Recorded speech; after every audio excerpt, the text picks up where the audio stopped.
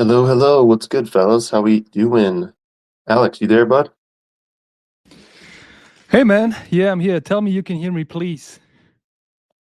I can't hear you. No, Oh, I got you, perfect, bro. man. What I a got you. I got you. we are starting strong. Great, man. Almost on time actually. And yeah, welcome everybody to Mint Map Spaces. It's Friday again, which means weekend ahead. A lot of stuff happened this week. A lot of stuff we can talk about. Below, my man, what's good?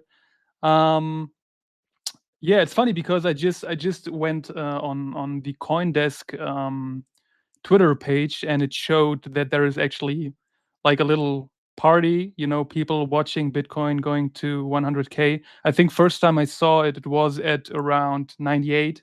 Last time I checked, it went down to 97. But I mean, it had like 650K views. And it's crazy, people coming together, celebrating. Not happening yet. I'm not sure if if it happens today. I don't know why they started it today or if they started all the time. But crazy, man. What do you see in the crypto markets happening? I haven't been paying too much attention, man. I look at my apps every once in a while, but it was Thanksgiving here, and basically this kicks off the holiday season for everyone here in the U.S. So yesterday was all about just spending time with wifey and having some good food and taking it easy. We went out to the desert, spent some time, but as far as price action goes, when I looked at my apps, I saw green candles. I didn't see any God candles yet, but I saw green candles, and so no complaints there. Yeah, so I'll just say what's up to everybody. Pierre, Bila, what's going on? So we got the Soul Rockers account. We've got Hard Money Heroes, Rob, and Daniel. What's up, bud? I think Daniel, didn't you post into the Stargaze group that you had a drop or something going on? I didn't get a chance to read your post. But yeah, if you want to come up and tell us about it, feel free, man. But yeah, other than that, man, it's been a pretty chill couple days for me. So you'll have to fill me in. So you mean you're not refreshing your portfolio every 10 minutes? What's wrong with you, man? um, I know, I'm broken. how was your Thanksgiving, man? Did you have a lot of turkey and potatoes and everything? Oh yeah, it was good, man. My wife, her mother, well, my wife's family is Italian. They're first generation.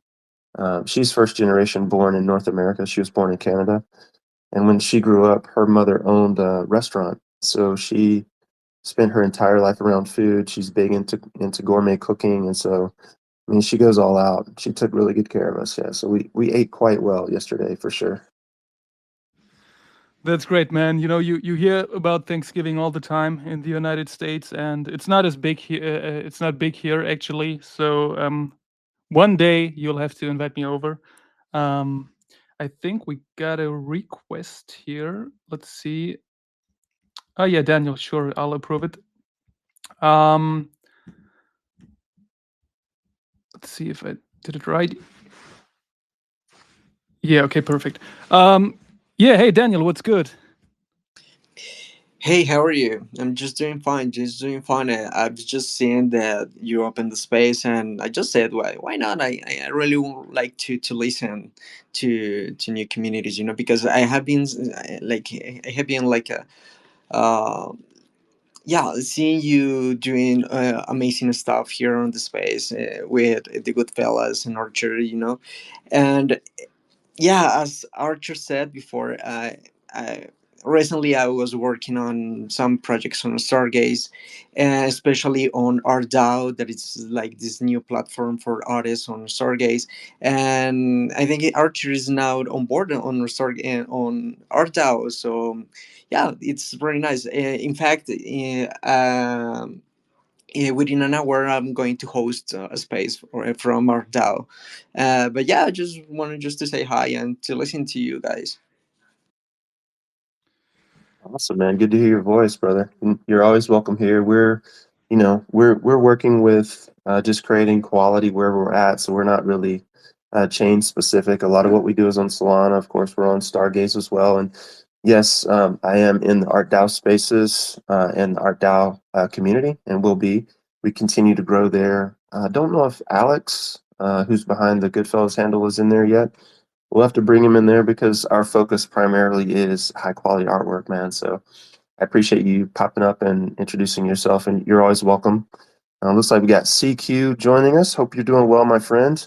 I think you're across the pond over in the UK, if I remember correctly. Maybe I'm wrong. But I hope you're doing well, brother. Feel free to pop up and say hello if you'd like to. And before we jump in, I know we're going to talk a little bit about the market some more, and we're going to talk about user experience, as I think there's a lot of room for improvement there. But before we do, Daniel, since you are one of the artists who's been doing a lot of work on Stargaze, do you want to tell us a little bit about your focus? And then we'll just dive into some of the UI stuff.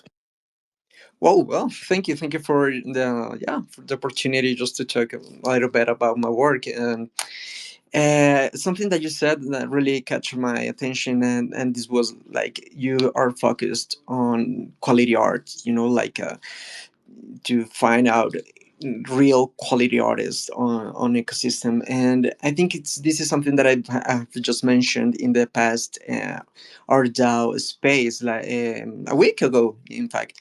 And it was like people that are minting the art on ArtDAO are minting art full of quality, because ArtDAO is focused on real talent in people that real understands that art really matters, that quality art is important, and that the holders are investing in time, skills, and pictures full of quality. So this is something that I really bullish on, like on ArtDAO on Stargaze, because uh, I have heard so many people that maybe said that Stargaze is full of just fine profile pictures and kind of shitty works, but there are many artists on Stargaze that really wants to stand out. So I think ArtDAO is like the correct place just to be an artist. And something that I, as a is like my personal view as an artist. I think if you don't understands that art really needs to be uh, a statement of quality about you, about your insights, you are not a real artist. Like it's really important that you as an artist understands that everything what you do is full of skills, quality, and that you delivers an important message. So when I think about my art, this is something that is a must. Like whatever I do must be done with full consciousness, but full with all my power and skills to serve something with high quality. And my main work, is drawing on paper. I'm like a traditional artist, but uh, the Web3 and all this NFT world has just shown me that everything what I do as a traditional artist, I can just expand it into a digital forms. And I think it is very rich, like it's very, wow, it's nurturing, because I have just found out so many possibilities just to create another things, super like with so, a lot of things that are full of content ideas, but at the same time quality. And when people observes my work, they usually said like, oh wow, the amount of details and the care of details that you put on your work is just astonished, because uh, my work is mainly an observation, like a super visceral observation of human skin. And when I draw the human skin, I just take care of details of the skin, like every texture, every hair, every wrinkle, every singular texture that makes the human skin something uh, wow, it's something that you really can't take out your words. I don't know, is something that it really catch my attention. But when I just draw the skin of many people, I just take care about what about the singularities of each skin that makes it so unique. But so the result of that of deep observation is a piece of drawing full of details, quality, and something that Maria, that is an artist super important on Stargaze, she said about my work. She said like the amount of hyper-realistic drawings, the care of details in Daniel's artwork is just out of this world. So this is something that I really want just to get from the people, that they get out of their minds just when they see the details and all this high quality artwork.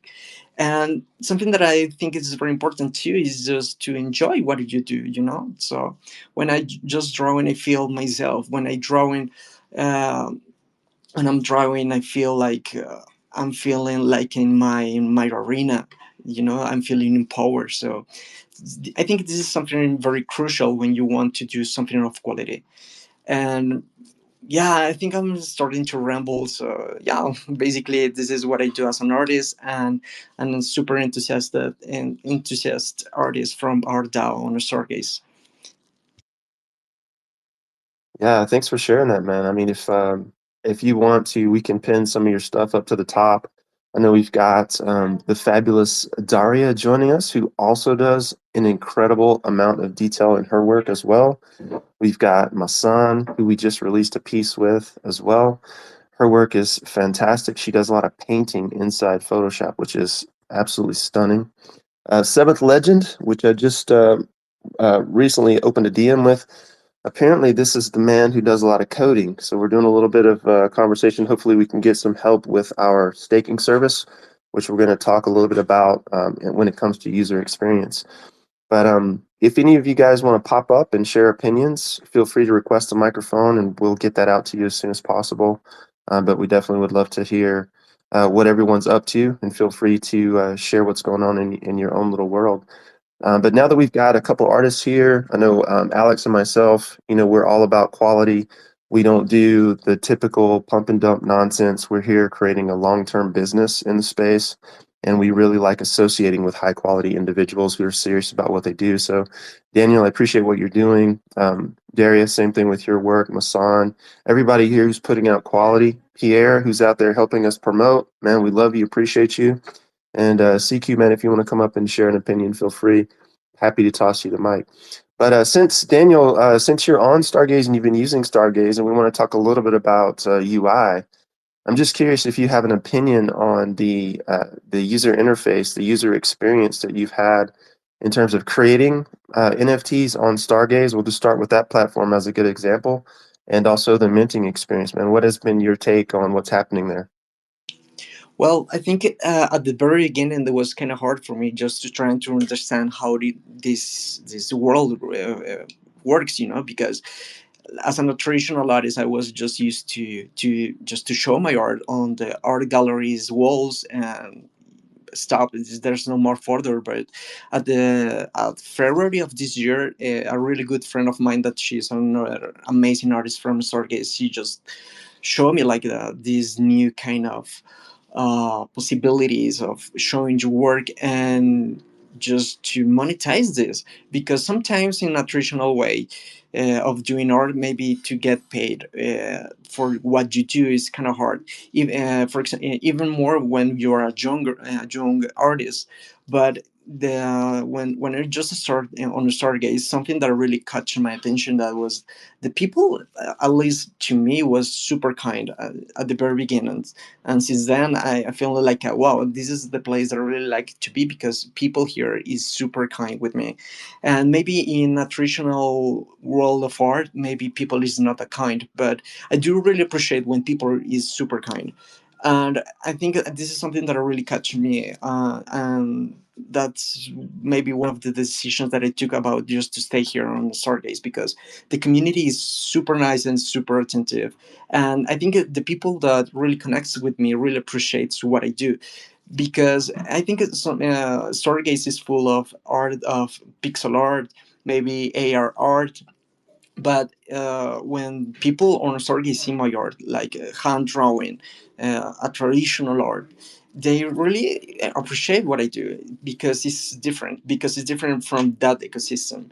And yeah, the process of minting, but the very first time it was kind of tricky, just trying to understand how, for example, Discord really works, Telegram, all these platforms. I was at the very beginning like, wow, I don't know how I can handle all of these apps at the same times and running out with deadlines like yeah, the future time you must to fill out all this information on Discord, try to connect with people there. I was like freaking out, but yeah, the time passes and you learn about all these things. So maybe it's just a matter of time when you get used to it. And I think at this moment I'm just enjoying it, because I feel that connect with people is the most important thing as an artist. If you don't connect with people through your art and through the person that you are doing nothing. And I think Stargaze has been this place where I can do all of this, create quality art, but to connect with people.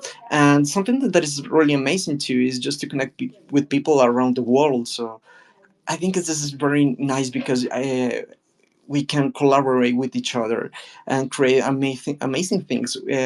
But yeah, we are people from around the world, and just to get more involved with all these kind of perspectives, with the peoples, with the talents. Gosh, this is very very amazing. So for me, like just to get in this world, like in the Web3 industry and all this environment, I think this is one of the biggest experiences that I have ever had as an artist. Yeah, man, for sure. You're in South America, is that correct? Yeah, yeah, yeah. I'm from Colombia. Yeah, yeah, yeah. Exactly. Colombia, Colombia. Yeah, fantastic, fantastic. Yeah, so we've got a few artists on here, and I know that you guys have minted on multiple platforms, different chains. You've used different bits of technology, and Alex, of course, under the Goodfellas handle, my partner, he and I have done quite a bit with different chains, from Bitcoin to Stargaze to Solana. And I think one of the things that's like a big barrier to entry for a lot of the people who would probably enjoy a lot of the work. Daniel talks about quality. We talk about quality. A lot of people who would enjoy seeing this work brought to life or holding it or collecting it. I think there's a massive barrier between getting, the normal person from normal space into like Web3 space. And one of the reasons that we were bringing this topic up was because we feel like this is one of the massive barriers to entry for the average person. So on some level, the question is like, on what do we have to do, or where does the technology have to go for someone who has never been exposed to something like Web3 art or NFTs or what have you, to be able to, pick up their phone and then just jump in the next few minutes and have some sort of understanding about what they're doing. We have a lot of intuitive apps, a lot of intuitive devices, but when it comes to Web3, everything is behind a wallet, everything's behind this tech and that tech, and you got to download this and install that and understand this and save your keys and this and that and the other thing. And there's just so many different barriers to entry that, until we can get the average person a user interface experience, a UI experience that's really smooth and flowing, like it's going to be a very difficult space to grow. And so this is one of the things that we were concerned about. And I'll just kind of pose this question to the room. If anybody has thoughts, feel free. But Alex, in terms of user experience, I mean, you've been on a lot of different chains. What are your thoughts when it comes to like the user friendliness of a given app or a given wallet versus a mint experience? I mean, what has been your personal sort of journey coming from, the real world into Web3? Was it easy for you? Was it difficult for you? And who's doing good UI, man? Who's doing things well out there? What are you seeing? Well, I haven't seen too many projects that have been doing it very good, to be honest. I mean, in the end, many of us are coming from Art of Mob, for example, and they had a terrible staking page, for example. And I mean, it always annoyed me very much when I wanted to unstake a piece, for example, and it did not work out. Or if you had to pay huge amount of fees just to stake your pieces, especially when you had like many pieces. So I'm not sure because I'm not into the tech at all. I'd like to be, but I'm probably have to work into that. But I mean, you do a lot of the coding work for us, so you may be able to say what is the biggest challenge for NFT projects when it comes to creating good UX platforms. You know, like if it's staking pages or minting pages. I know that you're currently working on it, so yeah, you should probably be able to tell me what is like the biggest challenge around that. Well, I mean, I think from a coding standpoint, there's just a lot of room for good examples to be put forth. And like if you're coding or you're creating in a space where like there's established guidelines or a language has been around for a long time, you can pretty much go to any search website and you can find answers for things that you want to do. But in Web3, it's not necessarily that way. I mean, there's a lot of opacity. There's a lot of things undone still. So like if we're, like right now we're working on, like the Metaplex Mint UI, like version 3 UI. And the way everything has to work, of course, is, the code lives on the blockchain and then you interact with it from a UI that connects with JavaScript. So you're going from layer to layer in and then from layer to layer out. And so when you're coding, basically the creator is basically exposing certain endpoints to you that you can access and tell the code what to do, but you're doing it in a very sort of like reach around your elbow to scratch your ass kind of way. Like you're doing it in a long way around. There's no direct route in Web3 right now.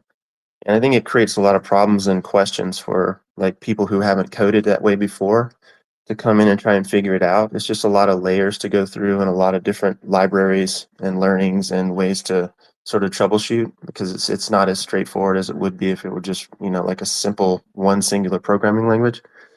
And I think that that shows up in the UI, right? Like we get 5 or 6 people who know how to do a thing and then they push it out. And, as long as it works to some degree, like people who are early adopters will deal with it, right? But if you're not an early adopter and you're, like the space, in order for the space to grow, we've got to bring in newer people. We can't just continue to have the same 100 people bouncing from project to project and expect to grow. So the barrier to entry is like, how smooth can we make their sort of experience coming from like normie land into Web3ville, right? And so I think that just having quality examples, quality bits of code that people can sort of, like purchase or either use as examples and then modify and run with.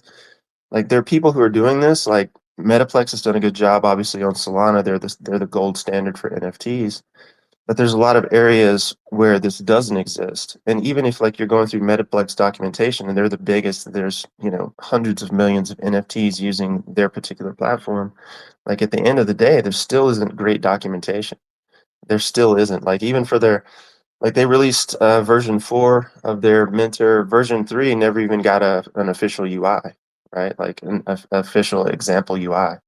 So like looking at stuff like that, it makes no sense, right? Like if you're going to push out code, you should have examples that people can grab and run with, and then use to create more stuff with. And that just isn't happening yet. And then when I look at like Solana versus Stargaze, for example, like the Mint experience on Stargaze, I thought was faster.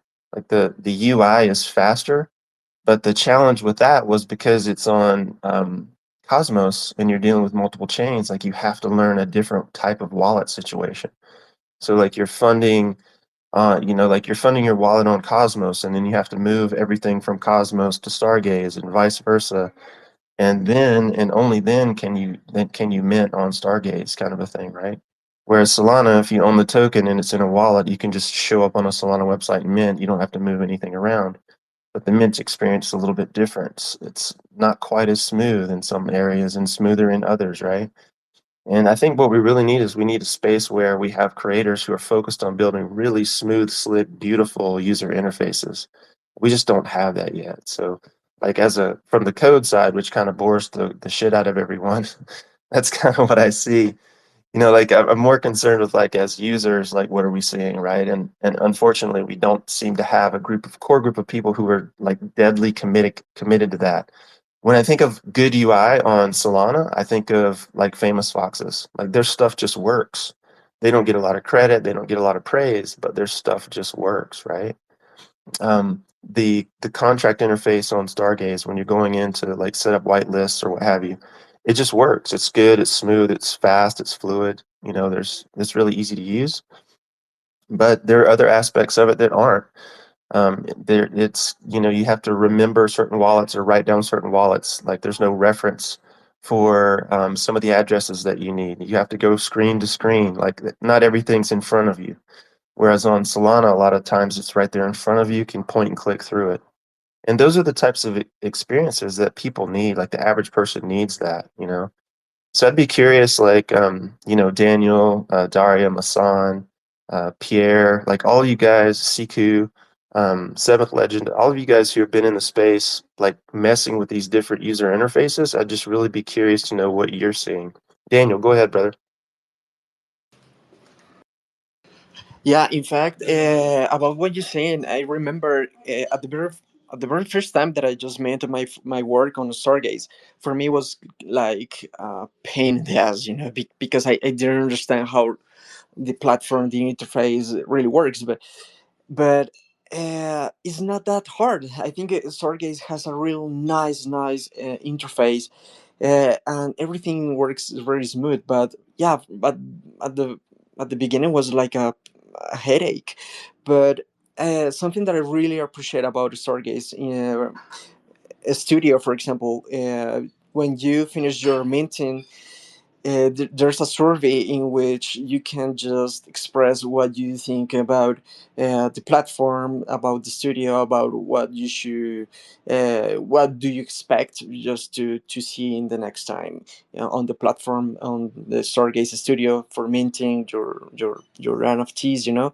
So I think it is very nice when a platform really cares about your opinion as a creator, because I think the possibilities this is the possibility just to develop the platform just for uh, for the sake of the creator. So I think it's very nice when the platforms really cares about what creators really thinks about uh, the process, the minting process, the interface, everything. So this is something I really just wanted to just to stand out about the Stargaze platform, because really cares about your opinions, your concerns, and yeah, the platform is very smooth. It's very easy to use. Uh, yeah, that was basically yeah. Yeah, I think you raise a good point. And this might not be the point that you meant to make, but I think that you sort of indirectly made the point that um, the user experience begins with how you treat the real people who are using your platform, you know? Like you mentioned, Stargaze demonstrates that they care about your opinion by asking for, you know, like a survey at the end of your experience. I mean, how many people on this particular call have ever gone into a project or a server and, you know, asked a question and not been responded to for like 6 weeks or a month, you know, something like that? Or, you know, asked a question of, you know, the quote unquote founders, and I use that term extremely loosely with air quotes, right? Like you reach out to them and then you never hear from them, right? Like this is the type of stuff that just drives people absolutely insane who are good people and care about wanting to have a good experience, right?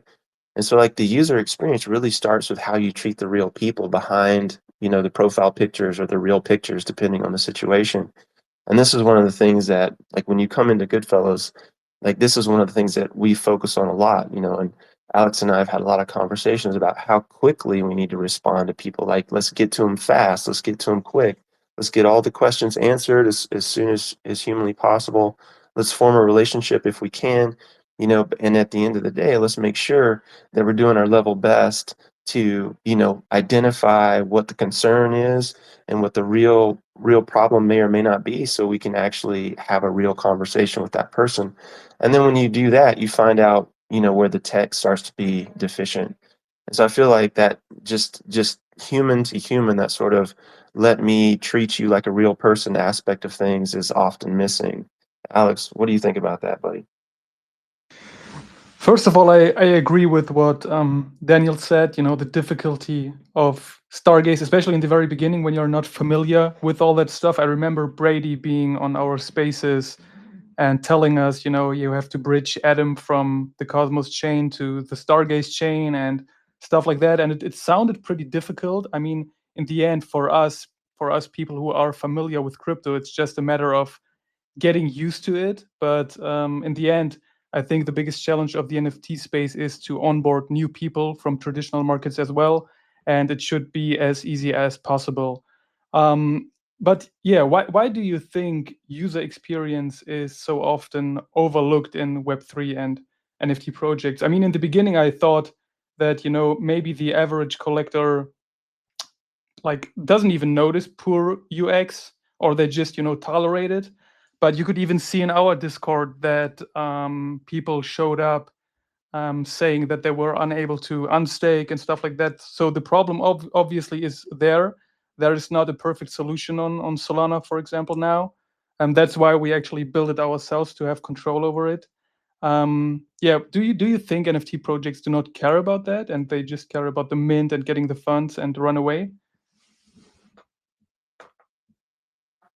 I mean, I think it's both, right? Like, there's definitely people who are opportunists. I mean, you can look like, like Daniel was talking about quality art, one of the things that we're passionate about. And, you can see when someone throws together a project that there's really no love and there's no care. And, I'm not a huge fan of some of the things I see on, like Stargaze or any chain where I can just look at it and tell that there was really no care taken. Maybe the art is slightly off, or pieces don't exactly add up, or the coloration isn't well planned or well thought out. Like little things that if you have an artist's eye at all or a creator's eye at all would really be offensive to you. And then you see people mint that because, some idiot or some influencer hyped it up, and then you see people get screwed. And in those situations, yeah, I think the founders, and again, using that term loosely, are just opportunists. But then I think deeper than that, when it comes to the tech, I think there's a lot of just showing off, right? Like it's such a specialized thing right now, blockchain, and the development community is still growing. It's still very small. And then when you dive into that community, it gets even smaller because some people only work on certain chains, right? And they only have knowledge of that particular interaction. And even though the concepts are similar, the code is different, right? And so now you have to learn a different way of interacting with contracts on different chains, and et cetera, and so on and so forth. And on some level, it becomes like this, okay, well, let me show off to my developer buddy. Hey, developer buddy, look at this cool thing we can do over here, right? And it's not really done with the idea that the user is going to interact with it. It's done with the idea that look at this cool thing we can do. Like, we're engineering all these cool things. And when you're in that mindset, you're not really thinking about the use cases because you, as a technical person, can understand what's happening regardless, right? So the user, again, is an afterthought. I think that's more of what happens than anything. It's more that. It's more like, one tech guy showing off for another tech guy than it is, this guy trying to get over on a population. And, because it's been an early adopter space, and because it's been a tech-based space, we've just sort of ignored the fact that the average person is going to be responsible for growing the space. And, when we're having these conversations, I think this is pointing to the fact that more and more people are realizing that in order for the space to grow, we do need fresh blood to come in. And the best way to do that is have, like the smoothest, slickest, easiest experience that we could possibly give them, and take really good care of them, speak to them like human beings, handle their problems, and like really feel it, really take it on. Like when we're dealing, like when I reached out to Savic Legend, who's on here, about staking because we're having problems with Floppy Labs, right? And Floppy Labs is broken because Metaplex decides to resize their metadata, and their staking platform doesn't work. So we've got pieces stuck in staking. And that's frustrating. And it's one of these things where if I can't get these guys to respond because the developer over there is more concerned with an AI project than he is with this project, then I feel responsible. Like, I feel the pain and I feel the pressure of everyone in the community who wants to be able to stake or unstake. And I feel like that's my responsibility. I feel like it makes me look bad, even though I'm doing everything in my power to fix it. You know what I mean? So, I mean, from my perspective, that's kind of what I see. Daniel, what do you see, man? What are your thoughts on that?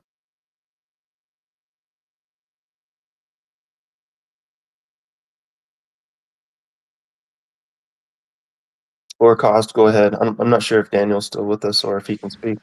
Yeah, I'm I can here. actually. I'm here. Oh, okay. I just wanted to say that I do agree that the focus needs to shift back to the UX as well, because I feel we've been talking about art so much and the importance of art, and Daniel described how he yeah, creates it, and very detailed and everything, but poorly executed UX kind of the attention away from the art, in my opinion. And when I see a project that has great art, but the mint is not smooth and everything around it is shit, then I stay away from it. So I think CQ has a take as well. I'll just hand over the mic to you 1 second. All right, you're approved, so you should be able to talk now, buddy. In fact, something that you said, before, I really like it because people like me that comes from a traditional way of do and sell art.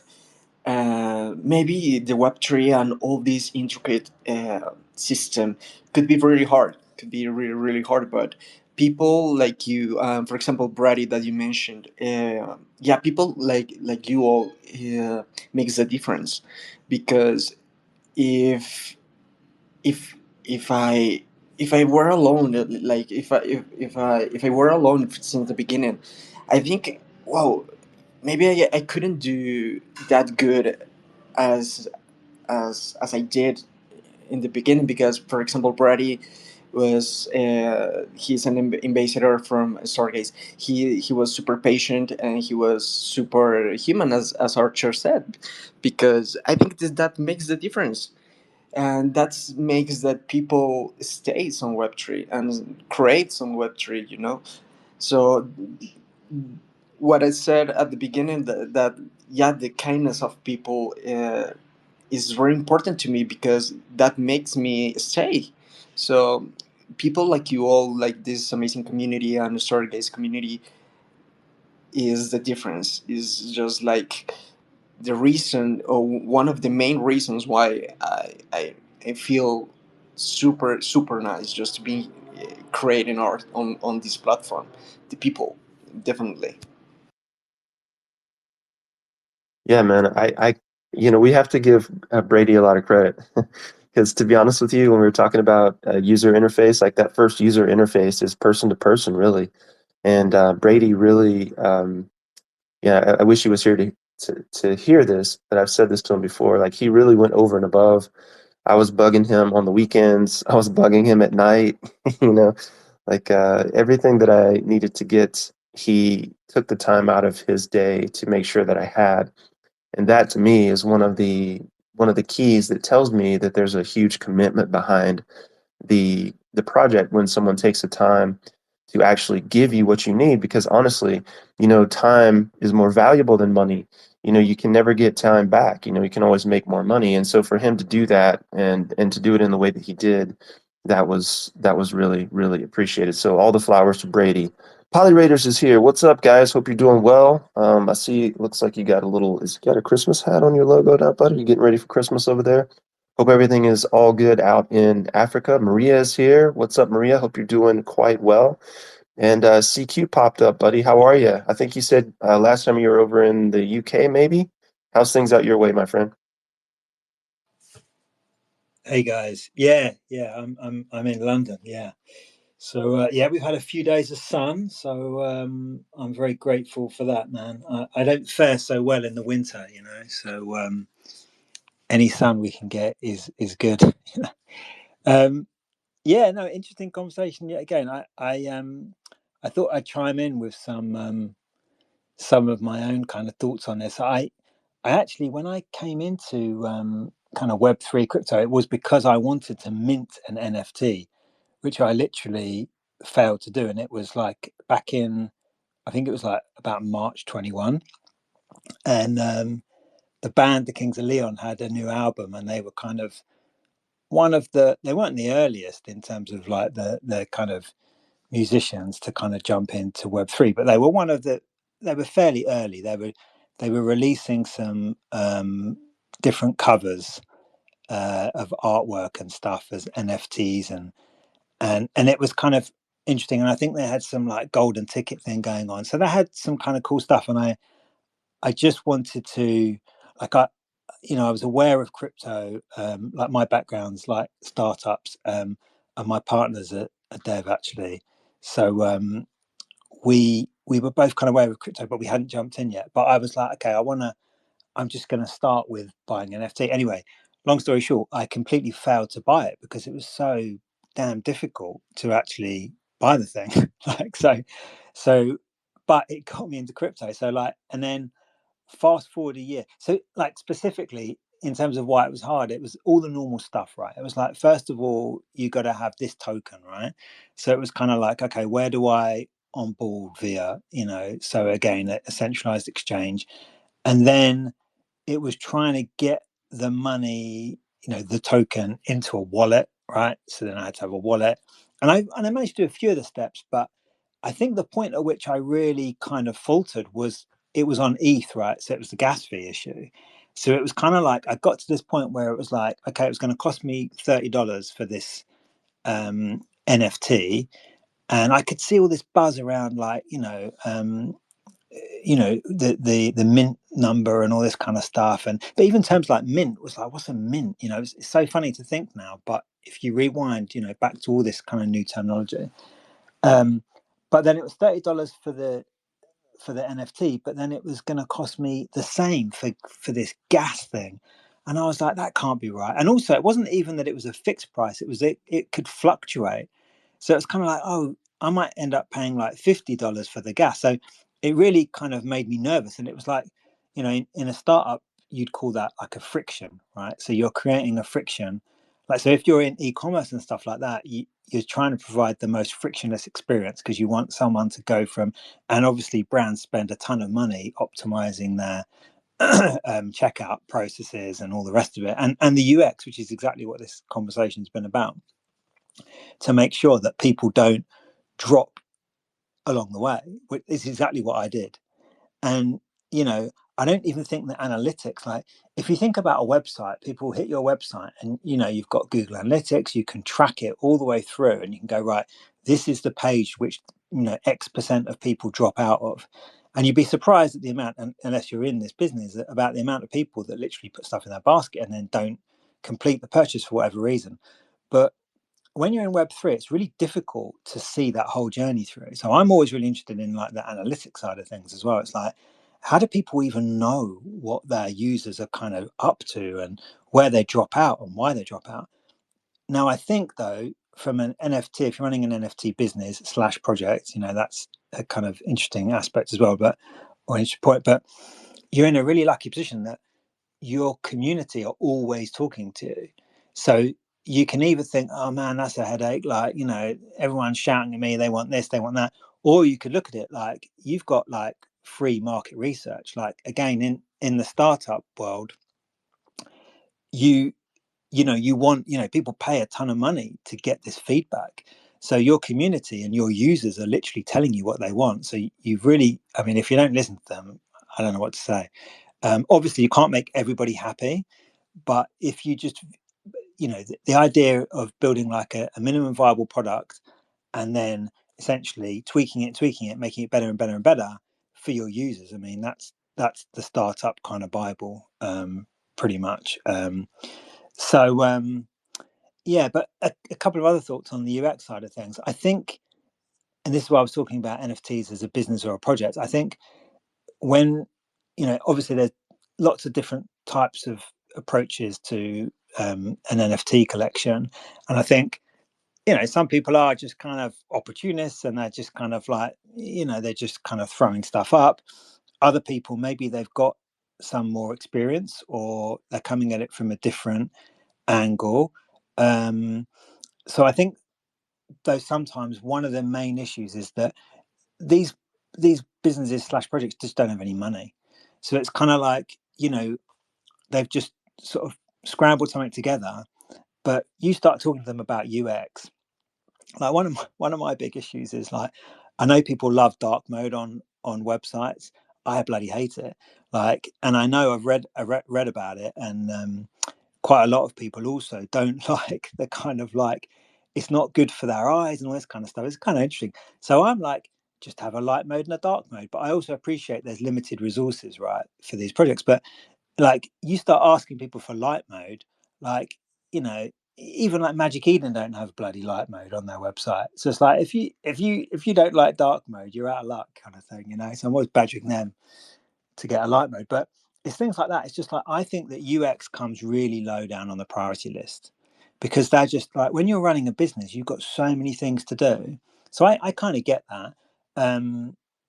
But the other aspect as well is that I think, I think Arch was talking about it, is that sometimes devs are, and I say this with a lot of love because my partner of 20 years, she's a dev, but sometimes they're kind of just like, they can be quite sort of in their bubble, you know, and so they're kind of doing the techie stuff. Like I've approached devs with UX stuff, and they've pretty much just laughed it off and been like, well, all you need to do is, you know, go to the metadata and pull this and do that and do that. And I'm like, dude, like, you're using, like, do you really think that people understand that?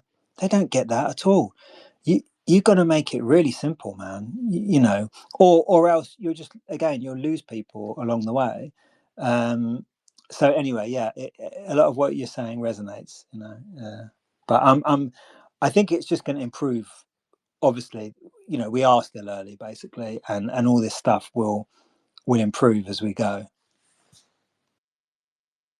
Yeah, man, well said. You brought back some memories when you started talking about GA, Google Analytics.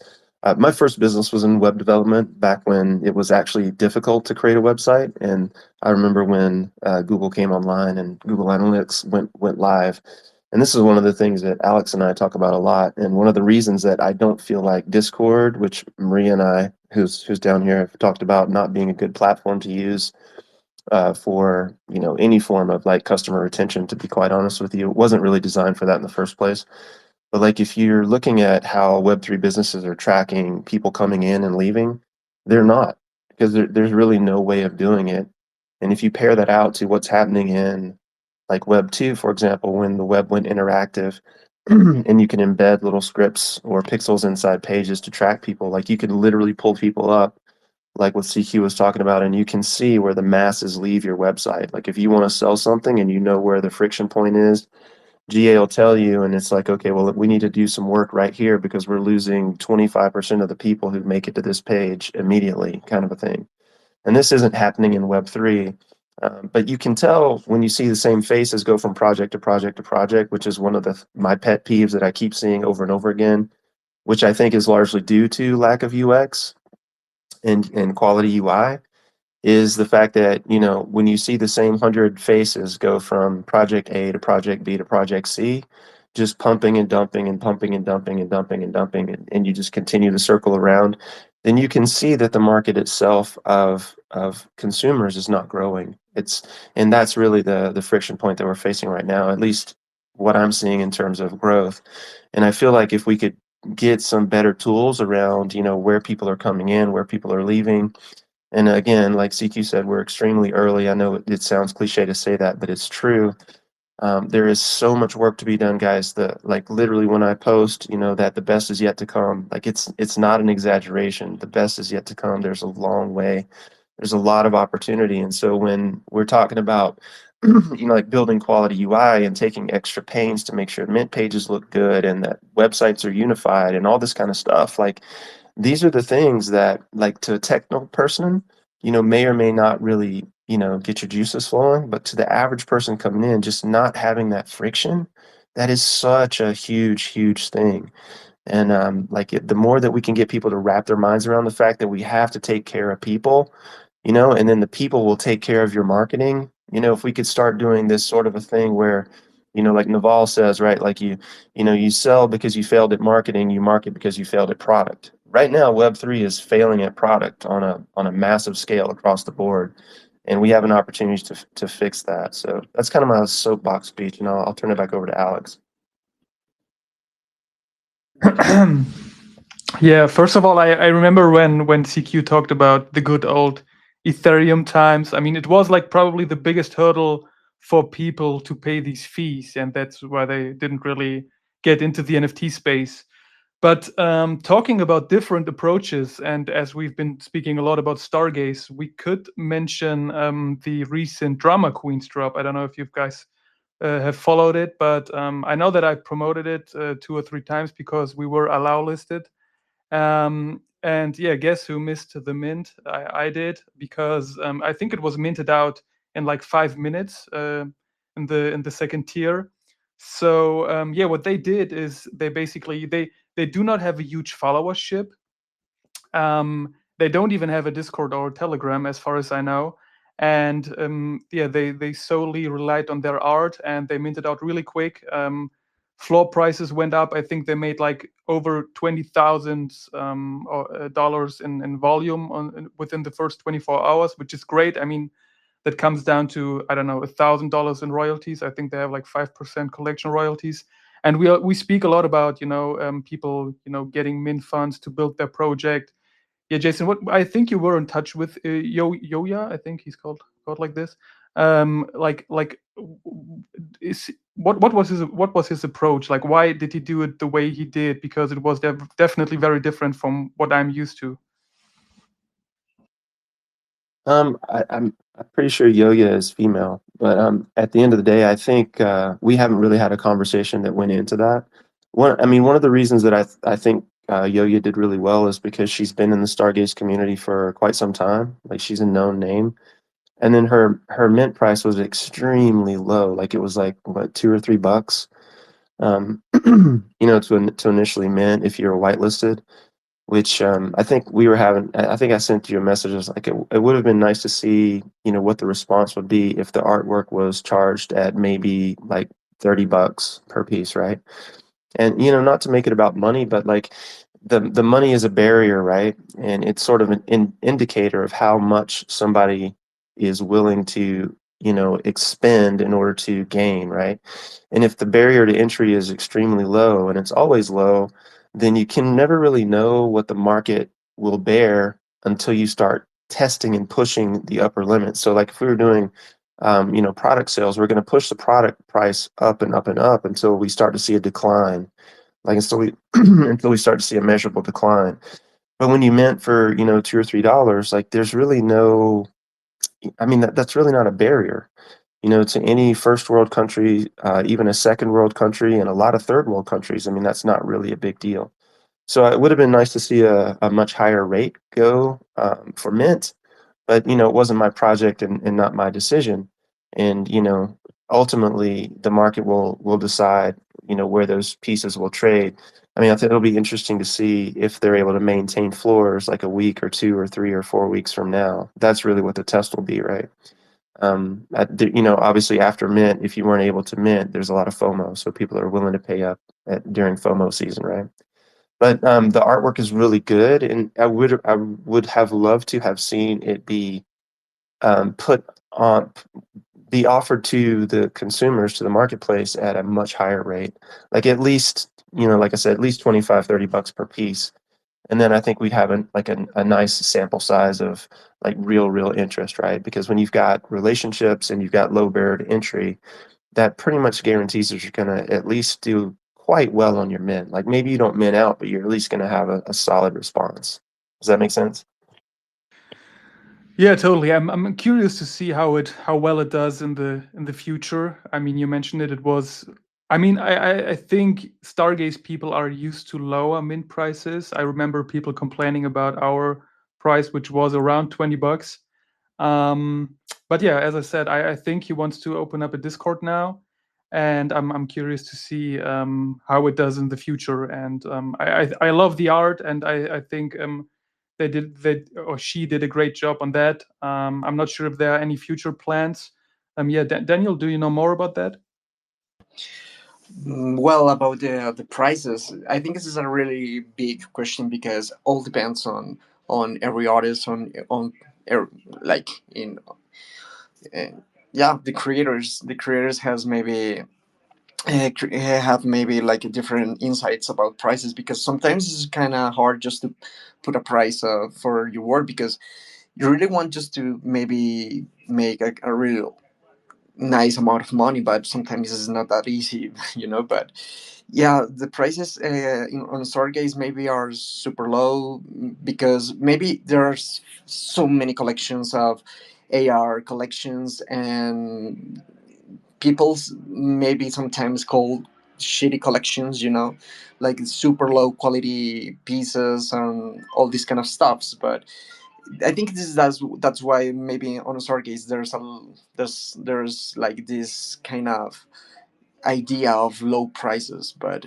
yeah, it's very nice just to see quality artwork, uh, with a real like reasonable price, like a real good price that really stands for the value. And guys, I really want just to say thank you for time and space. I really enjoyed it. I'll be here for sure next space. Yeah, I'm going just to host the Ortao space that really starts now. So yeah, I just wanted to say bye and to say thank you again for your time, your attention, and your good energy, of course. Thank you, brother. I'm sure I'll see you in the Art DAO spaces, man. Have a great one. Talk soon. Yeah. Bye, bye, bye. Thank you. Okay, so as we are about to wrap it up here as well, one final question. Jason, do you think as Web3 grows, UX will become more of a priority for projects? You know what? I honestly, I don't think it has a choice. I think there's no possible way that it can't. There's just such a huge gap between what is and what could be. Honestly, CQ, if you have a moment, maybe you weigh in on this, coming from the business world. I'd love to get another opinion on that. But I feel like there's just such a huge gap that there's no chance in hell that it doesn't go like gangbusters in the near future, because right now what we're seeing is so many projects duplicating one another in terms of what they're offering. And this is going to lead to a point of consolidation. We talk about this a lot. Like a lot of these altcoins are going to consolidate into the best of the best, and everything else will fall by the wayside. Same is true of NFT projects and artwork-based projects, utility-based projects. I feel like a lot of consolidation is going to come into play, and the ones that are going to win are going to be the ones who treat people the best. But yeah, CQ, what are your thoughts on that, man? I'd be curious to know. Yeah, I would agree in terms of I think it's just going to be a natural kind of evolution, and I think that there will then be like a new expectation, because if a particular, and I don't know if it's even particular to I think it's sometimes the tools that are available on a particular blockchain, right? So it's kind of like you've got individual projects and businesses that are kind of pushing the boundaries, if you like, and what have you. But then, like you talked about, like the kind of tools that are available to NFT projects and businesses within a particular ecosystem. Like, there are like staking platforms, right? That you can use, like third-party staking platforms. Now you might decide that, oh no, they don't fulfill all of your requirements, or there's a downside to using them, so you still want to build your own.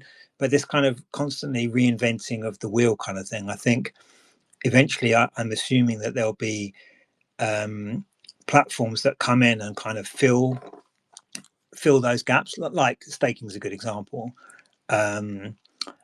And I think that when there's more money, when we have, like, because we spoke last week about the fact that 21 or whatever it was like the first like NFT bull market. Well, we're still kind of waiting for another one, and I think as the money comes in, then obviously people will be incentivized to kind of build out this kind of infrastructure and what have you.